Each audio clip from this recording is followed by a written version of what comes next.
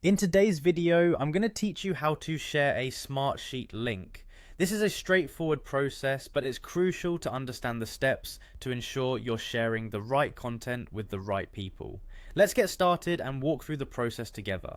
First, you'll need to head over to your Smartsheet account, whether you start from your workspace or the home page. Getting to Smartsheet is your first step. Once you're logged in, it's important to decide which specific sheet, report, or dashboard you want to share. With that in mind, open the item that you intend to share with others. This preparation ensures that you have the exact content ready to be shared, minimizing confusion later on. Now that you have the sheet or dashboard open, move your attention to the top navigation menu. Here, you'll want to click on the File option. From the drop-down menu, select Share. Simple, right? This action will bring up a pop-up window, which is the central hub for managing your sharing options. In this pop-up window, you have a couple of different options. You can directly invite people via email. To do this, simply type in their email addresses into the provided field. But don't just stop there. It's also important to set their permission levels based on how much access you want them to have.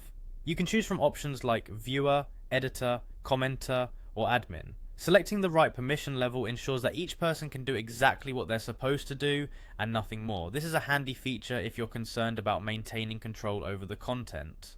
If you're looking for a quicker option to share the sheet, Smartsheet has got you covered. At the bottom of this same pop-up window, there's an option labeled Copy Link. Click on this to generate a shareable link. This link is very useful, especially if you're sharing content with a group all at once. However, keep in mind a critical point here: only people who have a Smartsheet account and have been shared to the sheet can access the content through this link. So be sure that everyone you plan to share with has set up their accounts appropriately beforehand. And that's the entire process. Sharing via email or by a link is an efficient way to manage collaboration, making sure the right people have access to the right information.